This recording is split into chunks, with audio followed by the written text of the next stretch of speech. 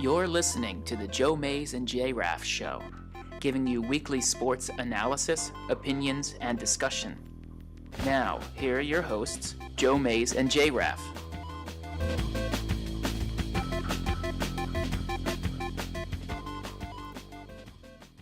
Well, good afternoon, everyone, and welcome to the 201st episode of the Joe Mays and J-Raff Show. I'm one of your hosts, Joe Mays, and alongside me, co-host Justin Raffoff. Yeah, it's kind of crazy. We had talked for a while about that build-up and lead-up to episode 200, and then all of a sudden, 201. Oh, Yeah. my gosh. So We're starting back at the beginning again. Yeah. Another 100-episode march. Put us on loop. So it's exciting. Kind of took a little break there, but that's okay. We're able to kind of let some other things kind of happen in the sports world. Also, sometimes we do have things outside the show that need to be that come before the show at times. So get things straightened out, and but it's good to be back and a chance to talk about a bunch of stuff that's happened since then and some of the stuff that we didn't get to last time. Yeah, and we've been gone about a month. Our last show was Super Bowl Sunday, which I think was February 7th, and here we are back in an afternoon show, and I got a lovely face glare here from the sun. You can't even see me. I'm blurred out on You're the video. radiating. The problem is, or maybe it's fortunate that I'm not sure how many people will be able to watch us on the video because we're already having Ustream connectivity issues, which is always welcome. We love that. But we are streaming live on Mixlr. You can find us at mixlr.com. That's mixlr.com. Or just go to jmnjrradio.com, and we have the Mixlr player embedded there. And obviously this will be up in our iTunes podcast section. You can find us on iTunes. Search for JMNJR Radio. That's where you can find all the episodes of the Joe Mays and J-Raff Show, as well as our other show that doesn't really go into full swing until the end of August when high school football really kicks into gear. But a lot of things have changed in high school football over the last few months. And Justin and I are probably going to do a show or two before August just to, recap some of the changes to the alignments and the schedules and talk with some current and former coaches and just kind of get some other content out there for the Bulldog Hour, our other show, which is the high school football program local to us here in the Reading, Pennsylvania area, the Wilson West Lawn Bulldogs.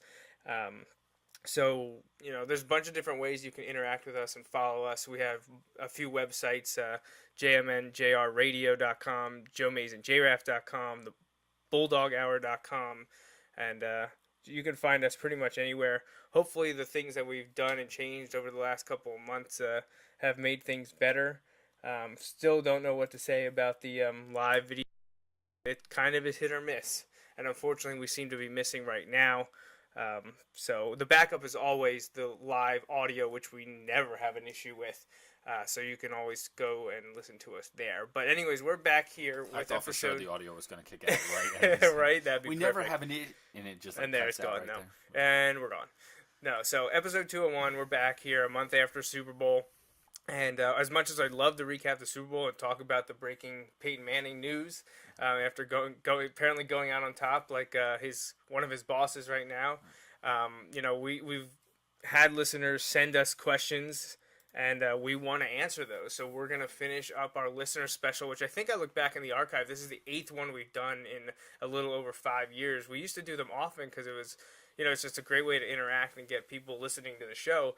But we were so busy doing so many other things, usually football related, that we hadn't done one in almost 2 years. So it was nice to interact with people, and we barely got halfway through. So we're going to finish that today. Yeah, and when you look at it, when we talk about kind of the schedule, well, we talk football when the combine happens. We talk football when the draft happens. We talk football when training camp happens. We talk football in preseason.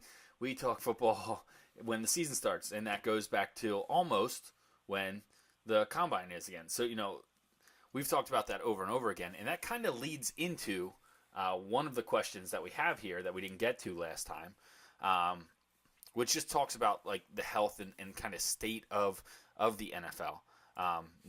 Do you want me to jump into that, or do you want to go over some other things first? No, I mean, I think we'll forego the contact stuff this week just because we already have so much on our plate here to answer. I just don't want to get ahead of No, ourselves. I mean, I gave out the radio, the website addresses they can follow us, and you follow us on Facebook and Twitter as well, both the generic JMJR Radio and the Joe Mays and J-Raff show. And we have a phone number that we love to take live callers, but we got so much to cover, we might as well just dive right in. And so chances are, if you found us and you're listening, you probably know how to get in touch with us. Yeah, right, anyway. Exactly. We like to give it out, once a week, but we got so much to cover, and we only got about another 20, 30 minutes to do it. So we're going to dive right in with questions from your dad, actually. Right. So one of the questions that we can kind of start with here is, given the continuing and growing concern about serious life-altering effects of football-related injuries, one, do you think that the NFL will survive the current it is currently experiencing? And two, remain the number one pro sport in popularity? So there's kind of two questions there. There are a couple other questions. We'll hold off and we'll address those too. So, but I think when we talk about, kind of the current state of the NFL and the forecast for kind of what that looks like, and on its own and in relativity to the other pro sports, I think it draws some heat. Some deservedly, some just because it's the number one. If you look at it, it's just kind of like, I say microcosm, it's probably the opposite of that. It's probably just an extrapolation of what we do to individuals, where the individual that everybody builds up to be the top, then out of the other side of their mouth, they're always tearing it down. And I feel like that's kind of what happens with the NFL. Like, you have a lot of people who are like, this is fantastic, it's the best product, that's why, the ratings are through the roof, all this other stuff. Just multi-billion-dollar industry every year. And then at the other side, they're like, oh, it's unsustainable. You can't keep it up. People are, in injuries. And I think there's, like everything, and I'm not trying to take a cop-out here. I think it's somewhere in the middle. Like, I don't know that, actually, I am almost certain that by the time, by the time, like, our kids are, let's say, out of college, young adults, I don't think the NFL is going to look exactly like it does right now. However, how many businesses will? Right. Let alone the other factors that you have to take into account here with the NFL and what is causing those changes. The business models and the on-the-field product. I don't necessarily think the product will look exactly the same, but I think that it's not just going to cease to exist. You know what I mean? So to isolate kind of in on one of the specifics there, though, about the health concerns, I think we are going to continue to see some of the developments and changes to kind of try and make it as safe as it can possibly be. No sport is going to be 100% safe. It doesn't matter what the sport is. And obviously there are inherent risks that are higher with some sports as opposed to others. But when you talk about, like, the concern here that we're mostly talking about is concussions and the effects, the long-term effects of repeated concussions and things like that. One of the things that makes that so difficult to kind of figure out is, all right, well, we've kind of worked through this process and now we have a better understanding, regardless of, thought process, that we understand that concussions are bad more than just in the immediate moment, that there can be long-lasting effects. But the things that have now been put in place, all right, well, they're put in place in youth football or in high school football or in college football, and then in pros. It's going to take a long time to kind of see if those results are, if you see positive changes or if there isn't going to be a change. Like, it's not like a dramatic thing, because any change you put into the NFL doesn't take away the concussions that those guys previously had or how it's been dealt with, or the fact that at the NFL it's a different level because it's their job, and you have guys admittedly like lying to try and get out of it. Like, I understand, right? It's a paycheck. It's more than that to some of them, and they want to do whatever it takes to kind of compete and be on the field. I think the things that the NFL is putting in place are the right thing to do in their steps, and I don't think it's 100% solved by any means, but I think they're actively trying to get it right, and I think the other levels of football are as well. But the problem is it's going to take some time to see how does that change the long-term effects. Can we limit the number of repeat concussions that we can have based on the precautions we now take at the lower levels of football. Because you're running, let's just say, junior high football differently now than you would have even when we were playing junior high football. You're going to have to wait till those kids reach those levels where you're seeing these lifelong problems come up, which is 20, 30 years down the road, right? For most cases. So it's hard to say, but I think that's part of why I don't see football changing anytime soon. I think they're trying to get it right, and I think there's only so much they can do to get it right, but the keys are to put it in place early. You can't have your only precautions happening at the professional level, no, because that only affects look at those numbers. That only affects a fraction of a % of the people who play football. And even like significant amounts of football. It's just you have to kind of wait, and that can be a dangerous game when the stakes are quote unquote so high with the results of what this could actually be causing. Again, there's some jumps to conclusions there on my part that I think we all agree that concussions and repeated concussions are bad, but there isn't necessarily causation and correlation are two different things. Oh, okay. Yes, I preach that all the time. We've talked about that a lot. Correlation on the show, can off the mean show. everything, or it can mean absolutely nothing. Right. And there's plenty of graphs out there that show you that, like something ridiculous on one hand, and how they correlate to this happening. But are they actually connected? Well, no, because they have nothing to do with each other. Correlation doesn't equal causation, and that's a huge thing in the science community. But obviously, blows to the head and concussions are a serious issue. Right. I'm not trying to downplay that in any capacity. I think the scrutiny the NFL has been under really started in 2011. I know your dad mostly focused because he talked about the serious and life-altering effects. But in 2011, when there was the lockout, I think people really started to jump on and pay more attention to the way the NFL was operating. And then you had the concussion stuff coming to the forefront. And then you also had the other issues, specifically the Ray Rice issue and the issue with our buddy down with the Cowboys Greg Hardy.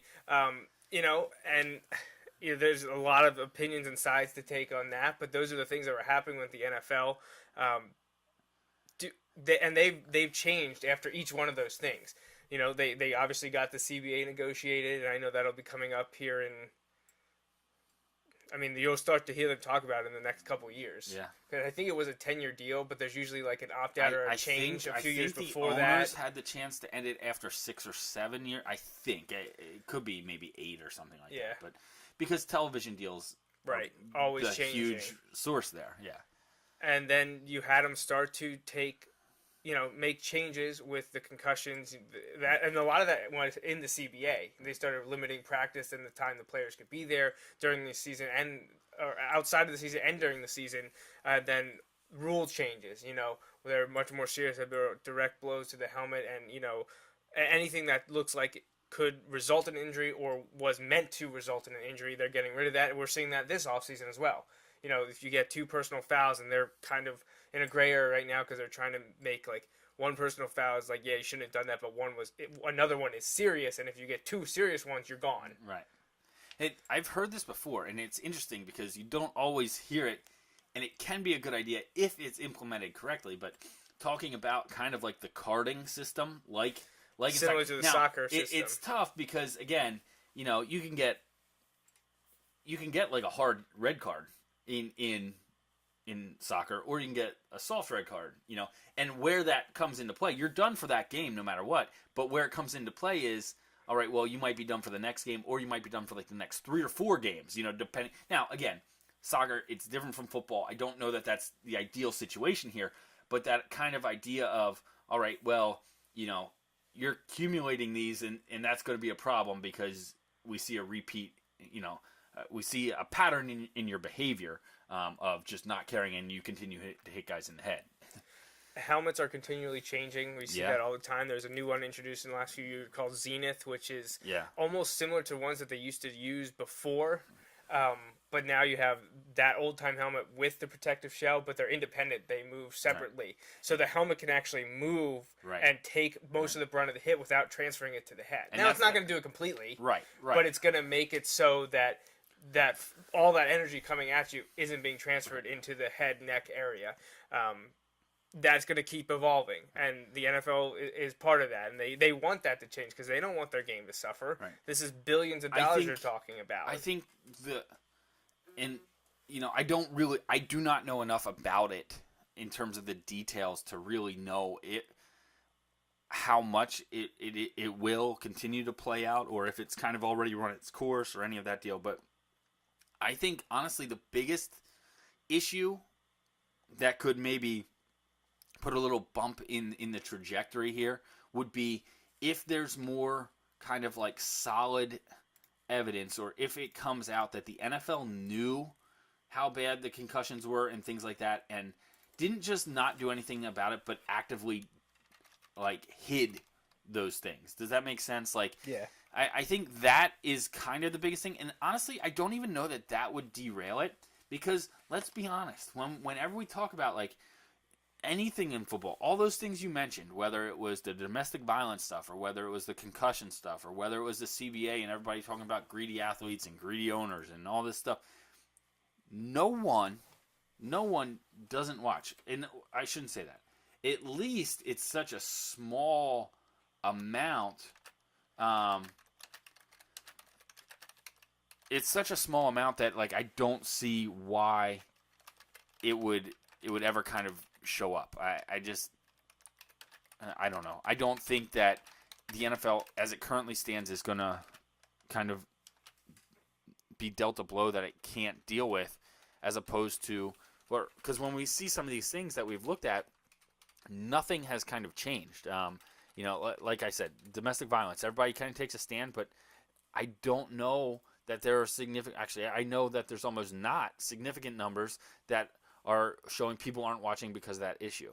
And not to downplay that issue at all. Like, that's a serious thing, and the NFL needs to make sure they get that right. But again, I don't think people are kind of being influenced on whether they're going to watch or not based on that. And the same thing with concussions, as crazy as that is, and some people talk about that. They're like, we're watching these guys go out there and just repeatedly smash each other in the head over and over again. Everybody's like, yeah, it's, the long-term effects are terrible. And then everybody still tunes in and watches, So I don't think that the health of the NFL is really dangerous. Another key factor there is that the NFL has started to implement these changes we've talked about, and people complain. They're like, oh, this isn't football anymore. They're going to be out there playing flag football. And you know what? No one stops watching. Like, it's still that same thing. Everybody's like, oh, they protect these quarterbacks or these players so much more. Everybody complains about it. It's all over talk shows. It's all over everything, and everybody still watches. Yeah, and that's the kind of the NFL can take. They've proven over and over again they can take, basically be like, look, we're gonna make this change. You're gonna hate it, and you're still gonna take it. Yeah, I mean, unless everyone starts to make decisions with their dollars, and this goes back to the CBA negotiations, but bigger in my mind, even more so than the concussions, was the domestic abuse stuff. Yeah. Everyone, and I'm not, this is going to sound like I'm, taking the side of the abuser, which is ridiculous, but, because obviously what they did was heinous and obnoxious and illegal. So just to be clear, you're not supporting. No, okay. I'm not. But, people were whining about the NFL. You didn't stop watching. Right. You got to make up your mind. Are you that outraged, for a good reason, because you support the eradication of domestic violence. And that is fine. If that's the view you have, that is fine. But then you have to back it up, and not buy your tickets, not buy your jerseys, not buy your, not buy your NFL Red Zone and watch every game. Everything, Stop turning on the games. Stop doing that. And there's all these little protests everywhere for everything nowadays. But nothing happened because the NFL saw no one was. People cared, and they had to do all kinds of PR stuff just to get it out of the media, because how the media reacts to stuff. But in the end, it didn't affect the average NFL fan. Nope. Not saying them like me weren't that's a big issue or appalled by it, but they were like, yeah, that's terrible. You need to fix it. but I'm not going to stop Right. watching. Right, and there's people who are like, yeah, I don't know. You can be like me and be like, oh man, Roger Goodell really screwed that up. He screwed that up, blah, blah, blah. And then he fixed it, and you're like, yeah, he screwed it up the first time. But, like, you know what? I know Roger Goodell is going to keep his job, because he made the change. He made a mistake when, with the way it was originally handled. Not just him, but he's the face on the league making the mistake. Right. On the way it was originally handled. They've worked to fix it. I think you're going to see the same thing kind of play out with the concussions and injuries and everything. Everybody's going to be like, man, the NFL kind of screwed up how they were handling this at first. Yeah. But that was partly because everybody was screwing it up. Think about when we were, in like high school and things like that. People got their bell rung all the time. And when you felt like, okay, I'm good to go, you were good to go. Like that was the extent of it. Yeah. Oh, you can see straight? Go back in there, bud. That's essentially how it worked. I started coaching middle school football in 2009, and just since that time, now working towards my 8th season this fall, the amount that's changed in terms of protection and diagnostic activities Right. Has just been I don't want to say a 180, like we weren't doing anything, now we are. No, Right. it's just built. It's, Right. It's just has just gone up in scale immensely. I now take, I think this year will be 4 courses. Yep. Now, none all just concussion, Right. but one is a general coaching and health. One is on concussion. One is on heat awareness, and one is on heart. Because, I mean, everyone points to the concussion stuff as long term, but the one that's more dangerous is heart conditions. Right. And the thing that hurts sport, this isn't just football related, but sports in general, is a lot of them aren't diagnosed before it happens. Right. And they just want to teach us how to handle things, and most of the time it's you need to have the trainer there, which luckily, even though we're no longer at the high school to have the Wilson athletic trainer there, we have our own athletic trainers now. Now they're students and working towards a degree, but they know a heck of a lot more than the head coach and all of our assistants. Right. But there's just so much more awareness, dedication, and education for many of the long-term effects and illnesses that can affect these young athletes. And that's what you talked about at the beginning. It came down to us, and now it's going to work its way back up. Right. And I think that's the key, and I think that's an area where it's kind of overlooked a lot. I think how influential the NFL can be, because the concussions at that level, if they're taken seriously, all right, well, all of a sudden you get a bunch of college coaches, advocates, players, whatever, who are like, hey, what if it's so important when they're making money to do it? How is it not when we're on scholarship to do it, or maybe you're not on scholarship and you're doing it? To reference that just real quick, I don't know if you saw, I think coming up for this upcoming season, the Ivy League, no tackling in practice. Oh gosh, which, yeah. Again, it's fine, and honestly, I'm okay with that, because the Ivy League's not. It sounds like, because you're not getting paid. It's a different discussion. I think I'm okay with it because not a single kid there is on an athletic scholarship to play football. Right. Now, I don't know. Like, I really haven't broken down my feelings about that enough, but I'm like, okay. And I think that's the right way to handle it, because if they're going to do it as a league, all right, well, your competitive advantage or disadvantage is gone. Right. Like, they're saying, look, this is league-wide, that's what we're going to do. Okay, that's fine. I don't know that that's the right way to do it, because I feel as though it's an overreaction, but I understand your points. Right. Like, it's a league thing, so that means everyone. Right. And also, they're not on they're not there on a free ride for their athletic prowess. Right. Right. So I understand that in some capacity, but in general football, like, I just shake my head at that, because they will not be tackling the way that they should be. Right. Like, you have to. That's part of the It's problem. repetition. It's all muscle memory stuff. And if you're not practicing the right way to tackle, all of a sudden, does that make the tackling more dangerous? Well, that's what I was just going to say. Now, because you're not tackling proper form, and your body isn't absorbing those hits during practice, which generally you're not going 100%. Even when you're doing full team drills and stuff, they're not going 100%. They're your own teammates. You don't want to injure yourself. So then comes Friday, Saturday, Sunday, whatever league we're talking about. Are they going to be prepared now to play Saturday football against each other? Now, all of a sudden, their muscles don't remember, I need to keep my head up. What about the non-conference games? Right, yeah. Well, are you going against a team that so tackles all the time? I don't know. It looks good on paper and in headlines. We're eliminating all this potential trauma from the game for our student athletes. But then in the long run, what's going to happen? Right. I wonder what our buddy Ross Tucker thinks of that. Yeah, you know what? That would be an interesting one to pull up. I'm sure someone has asked him. I would you know, think just so. If not, we should. Right, yeah, absolutely. Just because, he can kind of speak to that firsthand because he was an Ivy League player that went and on to play in the pros, so kind of a multifaceted look there. Anyway, I think the NFL is going to remain really popular for the foreseeable future. I think things will cycle. I can't really. I think the NBA has a chance to overtake it in some aspects because it's a more global game. I think what will hurt the NBA is that there's 82 games, even if they reduce it to 70, which I know there's some talk of like taking 12 games off or whatever, or at least shortening the seasons to some degree. That's going to hurt it when you have like 16 to 18, whatever product, days as opposed to 70 or 82. It's going to be different. I think there'll be different metrics where how you could look at that. I think the NBA has a lot of room for growth.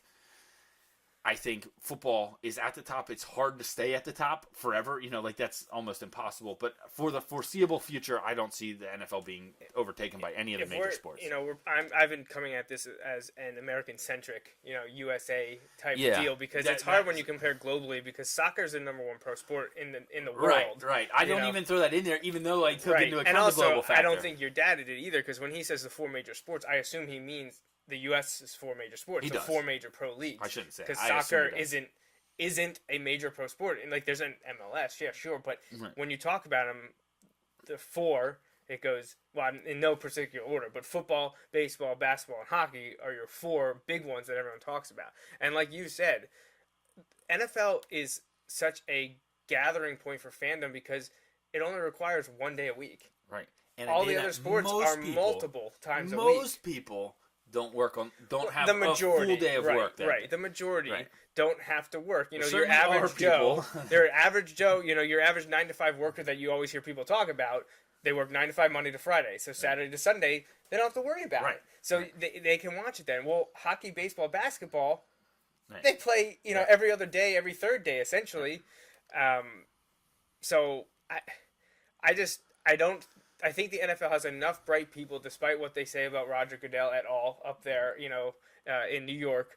I think they're incredibly smart business-wise to know that they got an incredible thing going right now. They're not going to do anything to fix it. When something pops up over the last 5 years, they've squashed it or they're in the process of doing it.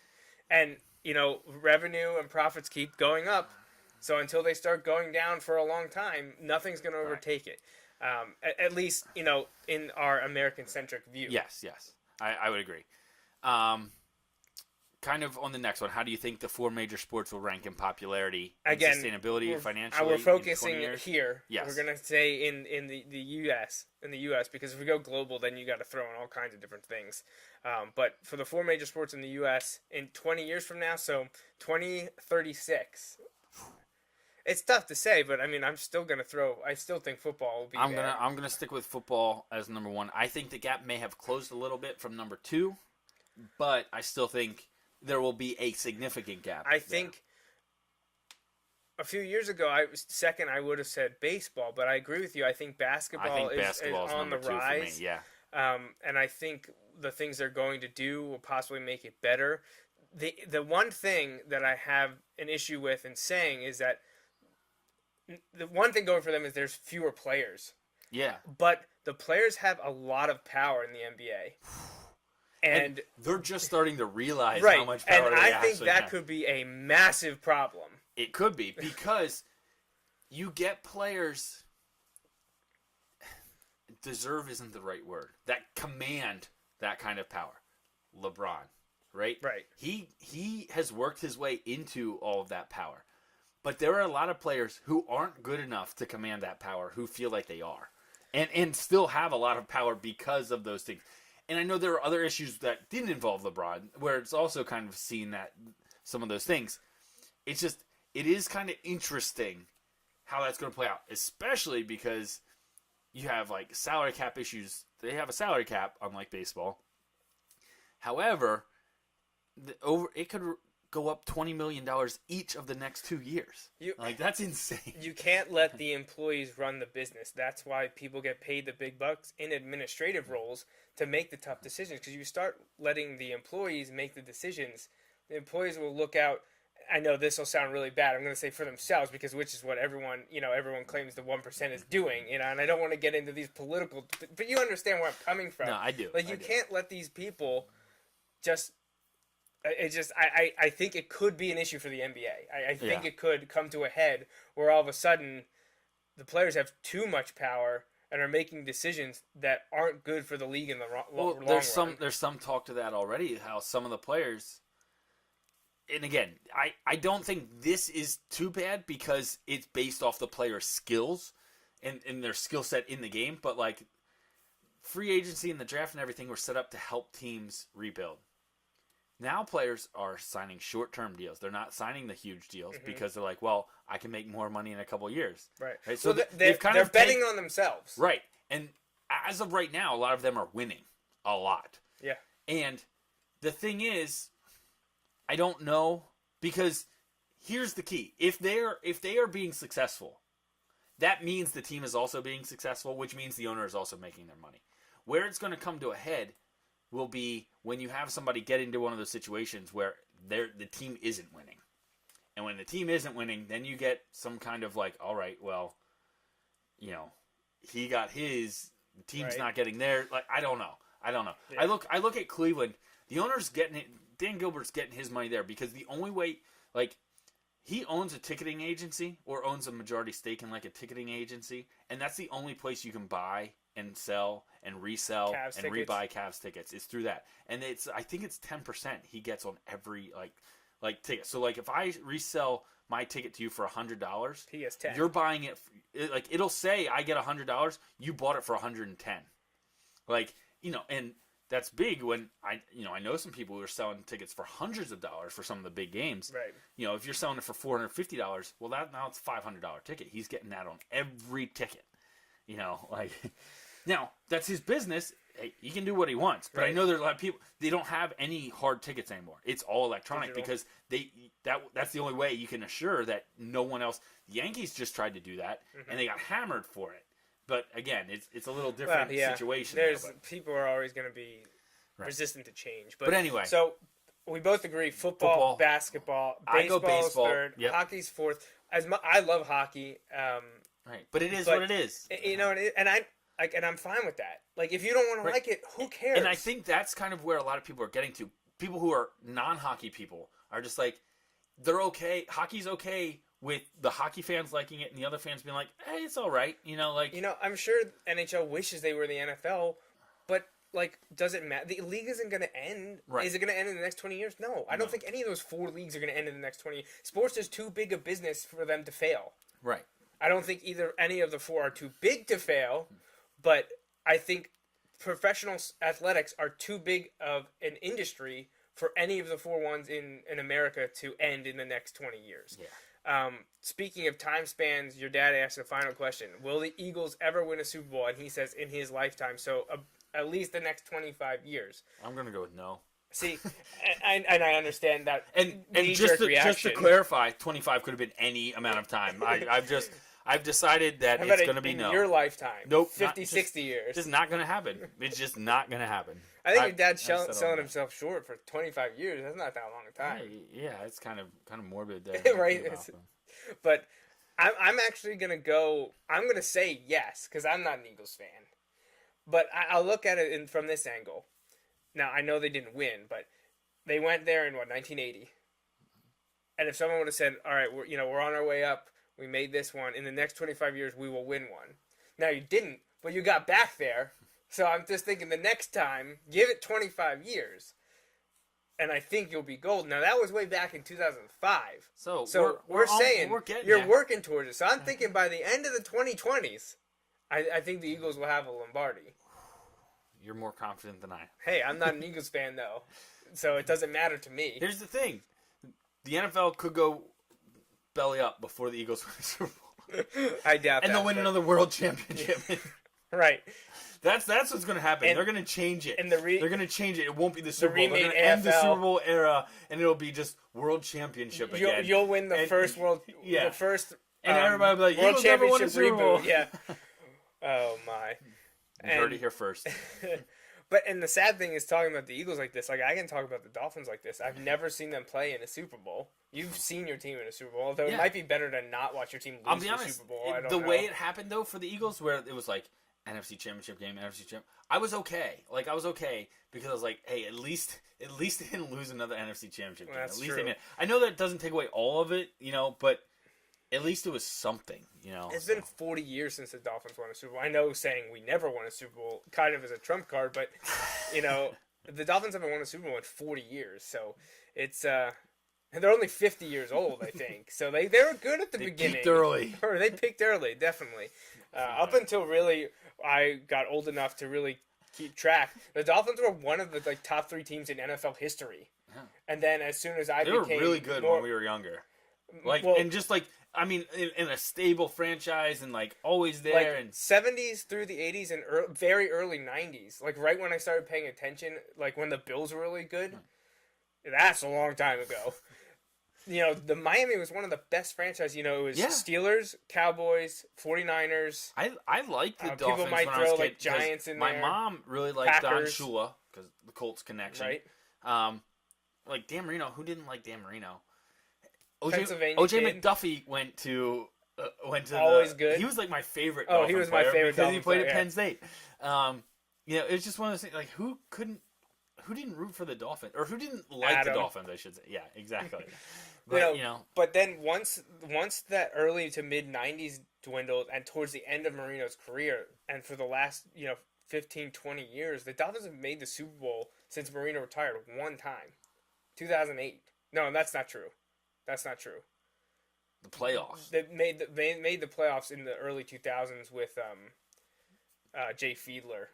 Oh, yeah. Okay, so they made the playoffs, but they haven't really won anything significant. But they didn't win anything significant with Marino either. So it's been a long time since they were any good. But I think that's why Marino's no good. I hate you. I think each of us will get one in the next 25 years. How's that? I think you're overselling this a lot now. You're way too confident. All right, we got a couple questions here from my Uncle Rich in Massachusetts. We're going to actually save the baseball ones probably for the next show. I hope it's not too late because it's fantasy baseball. I don't know when the draft is, but we're running long on time here, so we need to reel it in a little bit. He actually has multiple questions. We're going to go with this first one here and then cut it off. But it's football related. If you were the general manager of your favorite football team, so me the Dolphins, you the Eagles, which one of these options would you take for this upcoming 2016 season? Current Bill Belichick as your coach, or a 2005 version of Tom Brady? I think that's an easy answer, and I don't think it's the one that people are going to expect me to pick. I'm going to take Bill Belichick as the coach. I'm taking Bill Belichick as the coach. And why? Well, I feel as though it's been proven. Tom Brady's the system quarterback? Go ahead. No, that's not what I was going to say. Well, I think Tom Brady's greatness can at times be understated by people, not us, because last year we picked him 1 or 2 in all-time greatest quarterback lists. I think Brady owes more to Belichick than Belichick does to Brady. Because I think, and I know it's a small sample size, I think without Brady, Belichick still would have had success. Right. I'm not saying Brady wouldn't have had success without Belichick, but I think Brady got more out of Belichick than Belichick got out of Brady. And I know that might be blasphemous to people, maybe even my uncle listening. And I don't like Bill Belichick. I don't really like Tom Brady. I love him as my coach, though. Well, yeah, if you're winning that much, it doesn't matter what all the other stuff that's going on, right? Doesn't matter. It doesn't matter the attitude and the demeanor and all the other stuff. I look at, as for my team specifically, the Eagles are more than a quarterback away. Honestly, they are. I don't know that Tom Brady. I look at this. Tom Brady under Chip Kelly coaching last year, Eagles don't win the Super Bowl. That's just my take on it. Yeah, you know what I mean? Completely agree. So if I look at it, I'm like, Bill Belichick. All right, well, can he work with the Eagles' terrible offensive line? Yes, he's proven he can do that. Now, there's a limit to that. And that was. They kind of got exposed when they were down. Now, a lot of that was injuries and stuff, but I think Bill Belichick can do more for the positions that the Eagles struggle at, which is a lot right now, than Tom Brady can do for some of the other positions. I just think if I had to pick one, I'm taking Bill Belichick. Yeah, and the other thing, and this is at the fault of Rich, is he pulled out 2005 for Tom Brady. I would take the Randy Moss year. Brady didn't really explode in a lot of people's mind until Randy Moss came along, and they had that 2007. Maybe my best fantasy football pick ever. Right, Randy Moss that year. Because he was throwing in, I'd say on average in the mid-20s in touchdown passes. Right.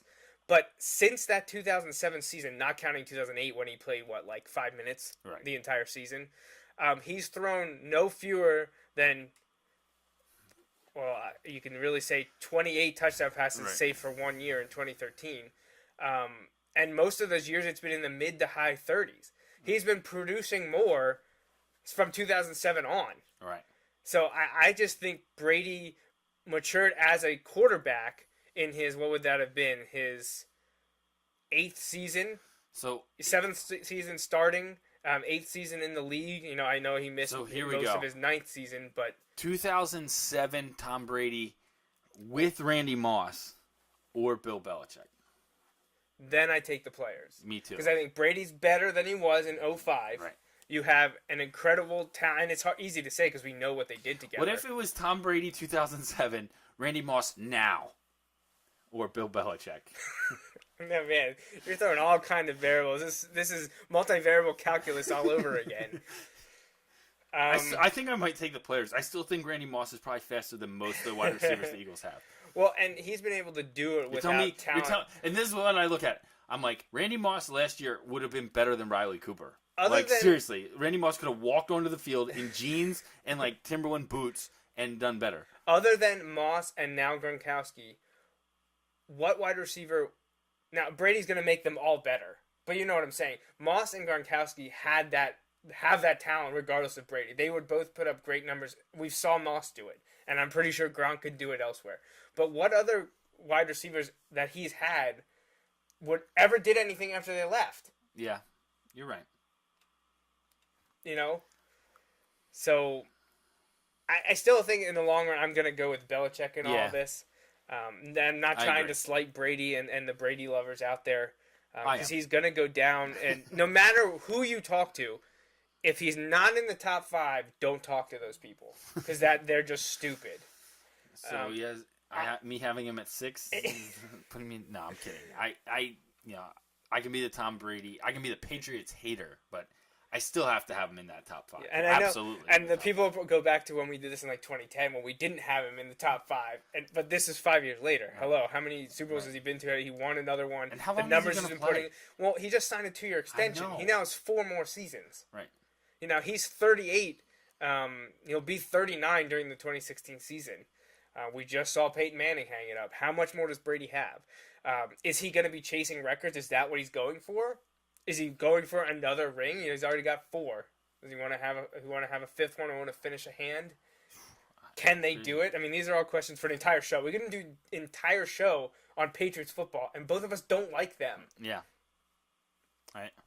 But when you got the family connection, and it's such a heated topic, talking about Belichick, Brady, the Patriots, and all the other outside stuff, we could literally do multiple shows on just them. Let's not. Yeah, let's not, though.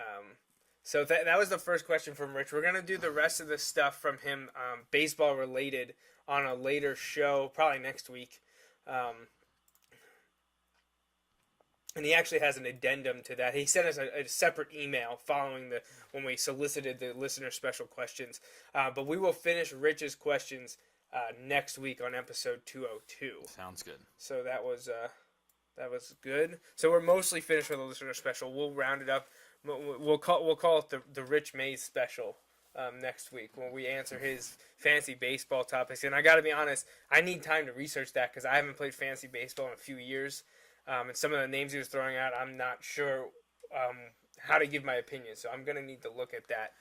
And I'll send it along to you if you want to take a look at it too, because I need to read up and research in order to give our supposed expertise on the subject. Yeah. But baseball's coming. When you're listening, Rich, whatever I tell you to do the opposite. Yeah, if you do the opposite. So if Joey and I tell you opposite things, then you're going to have a problem. Then you got to pick if one we of are us. in agreement on something, opposite. You probably were going to do the opposite anyway, which is not a bad strategy. No. So we will be back on episode 202. Oh, and next week actually is March Madness. Yeah. So we're going to do a Selection Sunday special late. We're going to do it after it comes out. So between 8:30, we're going to kick this off. We'll see if we can get our basketball analyst to join us to, dissect the brackets that have just came out and what 68 teams made it, if there were any snubs, who's maybe a sleeper, did all the ones deserve to be ones, all that good stuff. For about an hour next week, we'll do that 8:30 for about an hour. And then I guess we'll pushing Rich's show. I don't know when we'll do that because you're not going to be around the following week. So we'll figure something. We'll figure something out. And if we can't do it live on the air, we will make sure that we answer the question. Yeah. So we don't want that to go by. So anything else?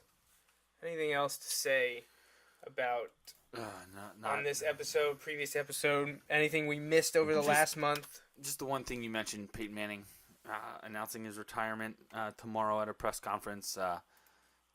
Regardless of kind of how your thoughts on maybe where he stands all time, he is one of the best, even if you don't consider him the best, and going out on top, like you kind of mentioned earlier in the show, wins the Super Bowl, gets a chance to walk away. I think that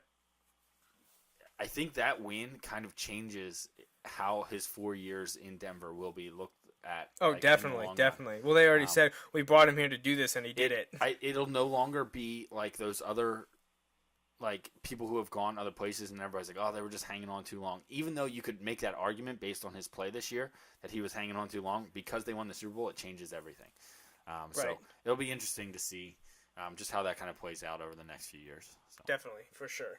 But I think that's it. I don't think we have any announcements or anything to say. Of course, I'm sure we'll be missing something, and we'll be told about it. But so we'll be back next week late again, 8:30 Eastern time for Selection Sunday, and we got shows pretty much weekly through the end of April. Even if one of us isn't there, we're going to try to keep forging on and bringing you content. Like I said, we'll probably be doing a Bulldog Hour or two in the coming months.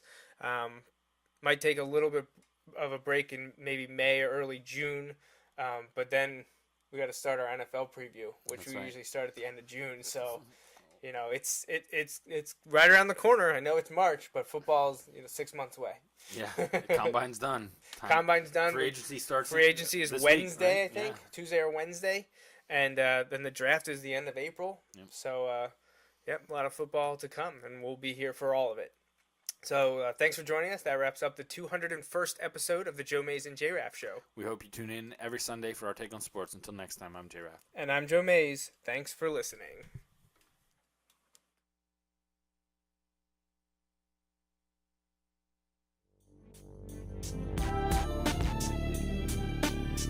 Thanks for listening to the Joe Mays and J-Raff Show.